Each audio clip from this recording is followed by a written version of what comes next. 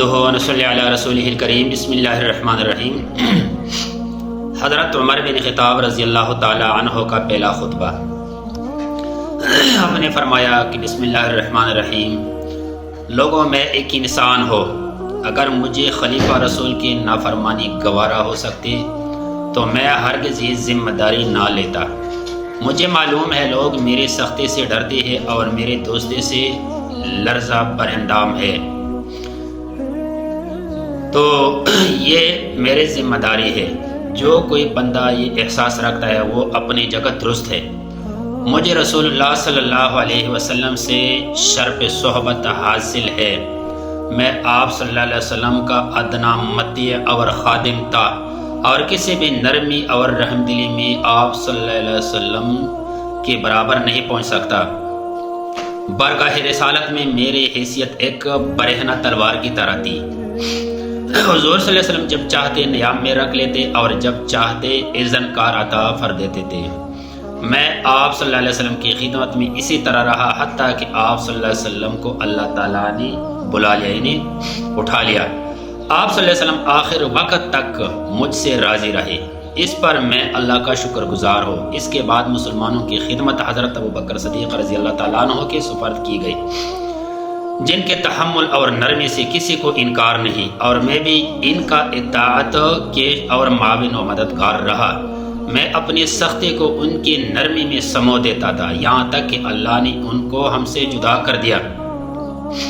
وہ تو میں آخر تک مجھ سے خوش رہے، اور اے لوگو، اب تمہارے معاملات کی ذمہ داری میرے کندھوں پر ہے۔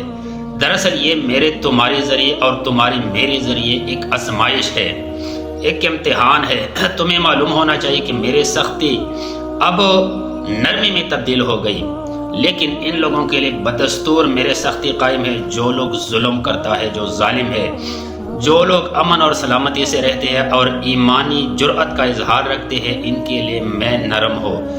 اگر کوئی کسی پر زیادتی کرے گا تو میں اس وقت تک نہیں چھوڑوں گا جب تک اس کا رخسار زمین پر نہ لگا دو، اور دوسرے رخسار پر اپنا پاؤں نہ رکھو، تاکہ کہ وہ حق کے سامنے ہتھیار ڈال دے۔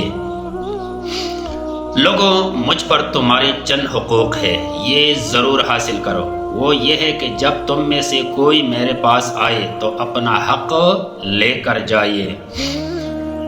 مجھ پر یہ حق ہے تمہارا کہ میں تم سے خراج اور غنیمت سے زیادہ تمہارے مال میں سے کچھ نہ لو، اور مجھ پر تمہارا یہ حق ہے کہ تمہارے عطیات اور وظائف میں اضافہ کرو اور تمہارے سرحدوں کی حفاظت کرو۔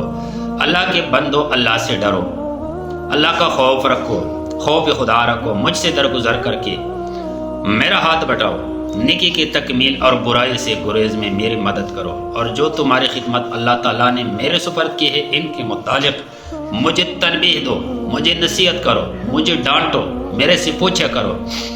میں تم سے مخاطب ہو اور اپنے اور تمہارے لیے اللہ تعالیٰ سے مغفرت کا طلبگار۔ والسلام علیکم ورحمۃ اللہ وبرکاتہ۔